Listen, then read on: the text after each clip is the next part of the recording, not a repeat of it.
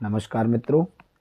विशुद्ध प्राकृतिक चिकित्सा विज्ञान केंद्र कानपुर में डॉक्टर आर के शुक्ला आपकी सेवा में। जैसा कि हमने वादा किया है कि एक एक करके सबसे पहले हम त्रिदोष ज्ञान को समझेंगे और इसके बाद क्रमशः पाचन संस्थान से लेकर के सभी संस्थानों के जो रोग हैं उनके लक्षण, प्रकट होने के कारण, पहचान एवं उनका ट्रीटमेंट आयुर्वेदिक एवं प्राकृतिक चिकित्सा, योग विज्ञान आदि के माध्यम से हम आप तक पहुंचाने की कोशिश करेंगे। आप सबका प्यार मिलता रहेगा। हमने अपने अगले वीडियो में एक बात कही थी कि वात पर चर्चा हो रही थी, पांचवें स्थान की वायु हमने आपको बताई थी। अब हम थोड़ा समझते हैं कि वात का जो स्वभाव है, जो नेचर है, जो लक्षण है, जो कारण है, वो किस प्रकार से है। तो मैंने कहा था कि वात जो है वो योगवाही है, यानी कि ये जिसके साथ मिल जाती है उसके गुणों को ग्रहण कर लेती है। जैसे हमारी बॉडी दो तरीके से काम करती है, एक चंद्रमा के गुण और एक सूर्य के गुण। चंद्रमा के गुण, सूर्य के गुण, तभी हमारे शरीर में सब जानते हैं, आप सब लोग पहचानते हैं कि एक सूर्य नाड़ी होती है और एक चंद्र नाड़ी होती है। तो हमारी बॉडी 80% एल्कलाइन और 20% एसिड, इस बैलेंस पे चलती है। अगर हमारे शरीर में एसिड की मात्रा बढ़ जाएगी, यानी ये 40 हो गया और ये 60 हो गया, तो हमारी बॉडी इम्बैलेंस हो जाएगी। और जो कुछ हमारे शरीर के अंग हैं जिन्हें गर्मी से सीधा विरोध होता है, जैसे लीवर है, किडनी है और हमारे हेयर हैं, नाखून हैं, हड्डियां हैं, ये गर्मी से प्रभावित होती हैं, कांति चली जाती है। तो कहने का तात्पर्य यही है कि जो लॉजिक है, तो वायु हमारे शरीर में बहुत बड़ा काम करती है। तो ये जिसके साथ मिलती है उसके गुणों को ग्रहण कर लेती है। अगर चंद्रमा के साथ मिलती है तो चंद्रमा के गुण ग्रहण कर लेती है, सूर्य के साथ मिलती है तो सूर्य के गुण ग्रहण कर लेती है। योगवाही है। स्वभाव कैसा है? रूखा है और ठंडा है।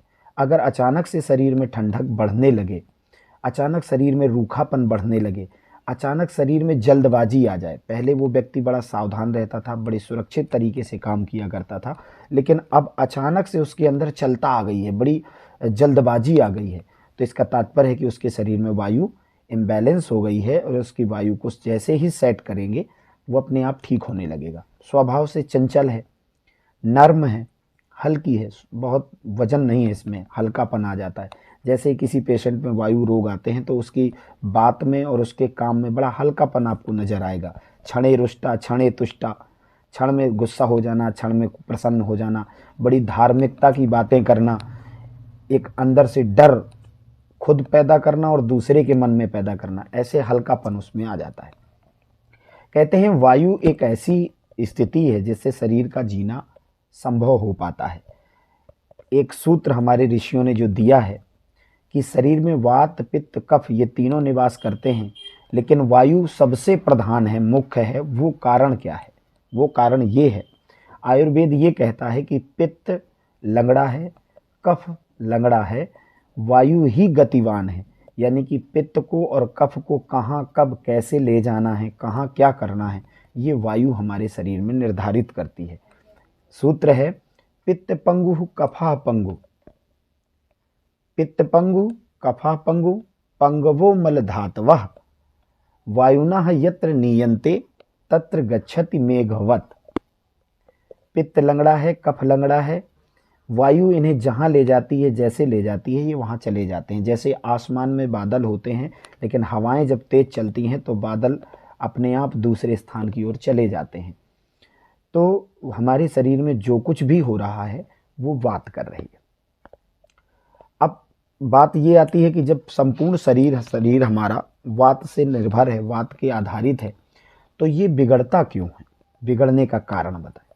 बिगड़ने का कारण ये है कि शरीर को पर्याप्त पोषक आहार ना देना, यानी कि भूखे रहना। जो व्यक्ति जरूरत से ज़्यादा भूखा रहेगा उसके शरीर में वायु कुपित हो जाएगी, जो ज़रूरत से ज़्यादा भूखा रहेगा। इसलिए ज़रूरत से ज़्यादा कभी भूखा नहीं रहना चाहिए, पर्याप्त भोजन समय पे करते रहना चाहिए। रोगों से शरीर का निर्बल हो जाना, वात के बिगड़ने का कारण, जैसे कोई लंबे समय से रोग चला आ रहा है, जैसे किडनी के डिसीज़ हैं, लीवर का रोग है, तो ये बहुत लंबे समय से चले आ रहे हैं और उनका पर्याप्त ध्यान नहीं दिया जा रहा है, शरीर कुपोषित हो रहा है, तो ऐसी स्थिति में हमारे शरीर में वात बिगड़ जाती हैं। अत्यधिक क्रोध, शोक, चिंता, तनाव भरा जीवन, वर्कलोड ज़्यादा, विश्राम कम मिलना, रात्रि जागरण करना, अनावश्यक रात्रि जागरण कर रहे हैं, अनावश्यक गाड़ियां चला रहे हैं, भूखे रह रहे हैं, व्यसन कर रहे हैं, नशा, तंबाकू, बीड़ी, सिगरेट इत्यादि ये सब खा पी रहे हैं। कुल मिला के सारी की सारी बायोलॉजिकल एक्टिविटी जो हमारी हैं, जो रियल में होनी चाहिए, वो अगर अनियंत्रित हो जाती हैं तो हमारे शरीर में सबसे पहला तत्व है वो वायु बिगड़ जाती है। अगर वायु बिगड़ेगी तो किसी न किसी वायु के साथ युति करेगी, पांचों स्थान की रहने वाली वायु अपने अपने जगह के रोग पैदा कर देंगी और हमारा शरीर रोगी हो जाएगा, हम परेशान हो जाएंगे। ये हो गया। वायु निर्बल हो जाती है तो वायु की जो निर्बलता है, अच्छा वायु निर्बल हो जाती है तो अलग रोग है, और वायु की वृद्धि हो जाती है तो अलग रोग है।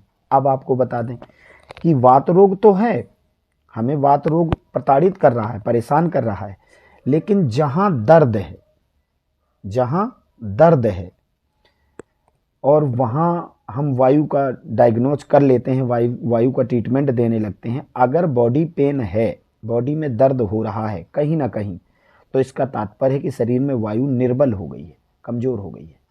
इसे बैलेंस करने की आवश्यकता है। अगर दर्द नहीं हो रहा है, दर्द नहीं हो रहा है, जो शरीर के जोड़ हैं, जो शरीर के ज्वाइंट्स हैं, जैसे घुटने हैं, कमर है, सर्वाइकल एरिया है, लंबर रीजन है, ये जो जितने भी जोड़ होंगे जहाँ से मुड़ने का काम होता है, मोमेंटियल जो पॉइंट्स हैं, तो उन पॉइंट्स पे अगर अचानक से दर्द बढ़ता है, कटकट की आवाज़ आने लगती है, शरीर में रूखापन बढ़ने लगता है, कभी भूख लगती है, कभी नहीं लगती, ये सारे के सारे जब लक्षण आ जाते हैं तो समझ लेना चाहिए कि वायु की वृद्धि हो गई है। वायु का क्षय रोग उत्पन्न करता है, वायु की वृद्धि भी रोग उत्पन्न करती है। तो इस लॉजिक को समझना है। लक्षण, वायु को कैसे पहचानें? तो सबसे पहला, जब किसी अंग में रक्त, ऑक्सीजन या पर्याप्त पोषक द्रव्य नहीं पहुंच पाते हैं तो वहां पर विक्षोभशीलता यानी दर्द उत्पन्न होता है। कभी कभी आपने देखा होगा कि घुटने में दर्द हो रहा है और अचानक एक ही घुटने में दर्द आना शुरू हुआ है, लेकिन जैसे ही हम मालिश कर देते हैं वहाँ ब्लड सर्कुलेशन बढ़ जाता है, ऑक्सीजन पहुँच जाती है, पोषक तत्व पहुँच जाते हैं, तो वहाँ का दर्द निकल जाता है। तो हमारी आयुर्वेद संहिताओं में अभ्यंग, मालिश करना शरीर का विशेष बतलाया है पंचकर्म के थ्रू। तो ये विक्षोभशीलता उत्पन्न हो जाती है, उसमें वेदना, चमचमाहट, सुन्नपन आना, ये वायु के कोप का लक्षण है। शरीर में सुन्नपन आ रहा है, कहीं भी किसी अंग में, किसी के स्किन में, किसी के हाथ पैरों में, किसी के बैठने में, अलथी पलथी मार करके अगर बैठ जाते हैं, पैर के ऊपर पैर चढ़ा के बैठ जाते हैं तो सुन्नपन आ जाता है। तो ये सुन्नपन आना भी वायु वृद्धि का, वायु विकृति का कारण है। तो आप सभी लोग समझ गए होंगे। वैसे ये ज्ञान बड़ा बृहद है, इसको इतने समय में नहीं प्रदान किया जा सकता है, लेकिन लॉजिकल, आपको कौन डॉक्टरी करनी है या आपको कौन चिकित्सालय बनाना है, लेकिन हमारे जो स्टूडेंट हैं जो आयुर्वेद क्षेत्र में, इस पैथी के क्षेत्र में अपना योगदान देना चाहते हैं, तो उन्हें हमारी वीडियो बहुत ही उपयोगी रहेंगे, क्योंकि इनसे हम उनका बेसिक नॉलेज कंप्लीट कर पाएंगे। और जब बेसिक नॉलेज कंप्लीट होता है तो उस चीज़ के प्रति पढ़ने की और उस प्रति जानने की एक जिज्ञासा उत्पन्न होती है।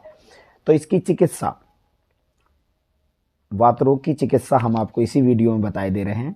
बिल्कुल थोड़े ही समय में हमारे शरीर में वात बढ़ेगी तो शरीर में वात का स्वभाव कैसा है, ठंडा और रूखा। ये दो चीज़ों को नोट करिए। वेदना हो रही है, नोट करिए। इसके बाद आ जाइए, वेदना कहाँ हो रही है, वहाँ पर तेल की मालिश शुरू कर दीजिए, हल्का सुपाच्य भोजन दीजिए, कुछ घी, ऐसे स्निग्ध पदार्थों का सेवन कराइए। मधुर रस वात को शमन करता है, तो मधुर रस का सेवन किया जाए। पर्याप्त आहार लिया जाए, नशा मुक्ति शरीर से की जाए, पर्याप्त विश्राम दिया जाए, पर्याप्त नींद ली जाए, बेसमय उल्टा सीधा ना खाया जाए।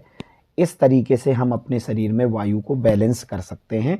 और अगर किसी भी विशेष जानकारी को अगर आप पाना चाहते हैं या अपने रोग हमसे शेयर करना चाहते हैं तो कमेंट के माध्यम से आप हमसे जुड़ सकते हैं, और अपने रोग तो हम आपसे जुड़ करके, आपसे मिल करके उस समस्या का निदान खोजने की कोशिश करेंगे। इसी के साथ विदा लेते हैं। आप हमारा सहयोग करते रहें। नमस्कार। विशुद्ध प्राकृतिक चिकित्सा विज्ञान में आपका स्वागत है। शुभ रात्रि।